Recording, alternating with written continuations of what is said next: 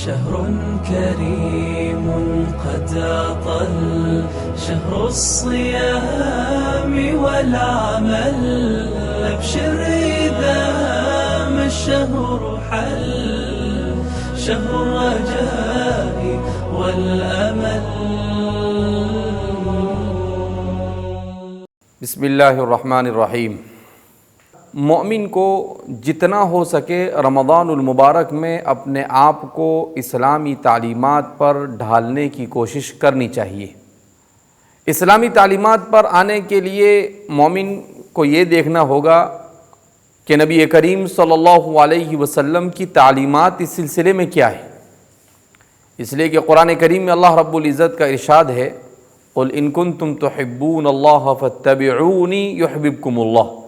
اے محمد عربی صلی اللہ علیہ وسلم آپ کہہ دیجئے کہ اگر تم چاہتے ہو کہ اللہ سے محبت کرو فاتبعونی تو میری یعنی رسول اللہ صلی اللہ علیہ وسلم کی پیروی کرو یحببکم اللہ اللہ تم سے محبت کرنے لگے گا. آپ صلی اللہ علیہ وسلم نے رمضان المبارک کو کس طرح سے گزارا؟ ظاہر سی بات ہے کہ آپ صلی اللہ علیہ وسلم رمضان المبارک میں عبادت کا بڑا اہتمام کیا کرتے تھے. خاص طور پر رمضان المبارک کی سب سے اہم ترین عبادت یہ قرآن کریم کی تلاوت ہے. قرآن کریم کی تلاوت یہ بڑی فضیلت کے حامل ہے. آپ صلی اللہ علیہ وسلم رمضان المبارک میں خود بھی قرآن کریم پڑھتے تھے. حضرت جبریل علیہ السلام کو بھی قرآن کریم سناتے تھے اور حضرات صحابہ سے بھی قرآن سنتے تھے. قرآن کریم کی تلاوت کا معمول بنانا یہ ایک مومن کا گویا نبی کریم صلی اللہ علیہ وسلم کی سنت کو زندہ کرنے کے لیے ایک اخلاقی فریضہ بنتا ہے. مگر آج ہمارا معاشرہ رمضان المبارک میں بھی لغویات میں منہمک رہتا ہے. موبائل پر مختلف پروگرام، ٹیلی ویژن پر مختلف پروگرام، سیریلوں کو دیکھنے میں، کرکٹ میچ کو دیکھنے میں اور موبائل پر واٹس ایپ، فیس بک، ٹویٹر اور اس جیسی چیزوں کے اندر اپنے وقت کو ضائع کرتے ہیں. خاص طور پر ہمارا نوجوان طبقہ تو دن بھر یا تو ہم لوگ سو جاتے ہیں، جیسا کہ عام طور پر رمضان المبارک میں معمول مسلمانوں کا یہ ہے کہ رمضان المبارک میں فجر کی نماز کے بعد فجر کی نماز بھی جلدی پڑھ لی جاتی ہے اور جا کر سو جاتے ہیں. بہت سارے لوگ وہ ہوتے ہیں جو ظہر تک سوتے رہتے ہیں، کچھ لوگ تو عصر تک سوتے رہتے ہیں.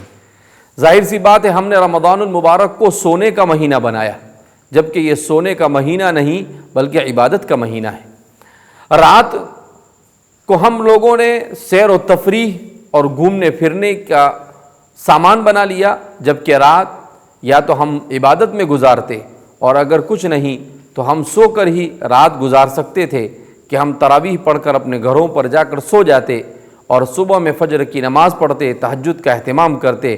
اس طرح ہماری رات بھی عبادت میں شمار ہوتی تو کم از کم ہم گناہوں سے بچ سکتے تھے. ہمارے معاشرے میں دوسری برائی یہ ہے کہ ہمارا تاجر طبقہ رمضان المبارک میں زیادہ سے زیادہ نفع کمانے کی کوشش کرتا ہے، جبکہ ہونا یہ چاہیے کہ رمضان المبارک میں جب مسلمان رمضان المبارک کی تیاری کرتا ہے تو ہمیں کم از کم سے کم نفع لینے کی کوشش کرنی چاہیے. اس لیے کہ مومن کا عقیدہ ہے کہ اسے جہاں دنیا میں نفع حاصل ہو اسے آخرت کے لیے بھی کچھ ذخیرہ ہونا چاہیے اس کے پاس. مگر آج ہم آخرت کو فراموش کر کر صرف دنیا کمانے کو اپنی زندگی کا مقصد سمجھ چکے ہیں. لہذا ہمیں رمضان المبارک میں جہاں بہت ساری چیزوں سے بچنا چاہیے، بد اخلاقی سے، بد کرداری سے، غیبت سے، لوگوں کے پاس زیادہ سے زیادہ نفع کمانے سے، خاص طور پر رمضان کے آخری ایام میں جب لوگ عید کی شاپنگ کرتے ہیں اور عید کے لیے تیاریاں کرتے ہیں، ہم چیزوں کے داموں کو بڑھا دیتے ہیں اور اس کو بھی اچھا سمجھتے ہیں. یہ ساری چیزیں ہمارے معاشرے کے منفی پہلو ہے جس سے معاشرے کو بچنے کی کوشش کرنی چاہیے. اللہ رب العزت رمضان المبارک کا صحیح حق ادا کرنے کی ہمیں توفیق مرحمت فرمائے. رمضان المبارک میں غیبت سے اور لوگوں کو ستانے سے ہمیں بچنے کی توفیق مرحمت فرمائے، اور رمضان المبارک کو ہمارے لیے ہماری آخرت کے بننے کا ذریعہ بنائے۔ والسلام علیکم ورحمۃ اللہ وبرکاتہ۔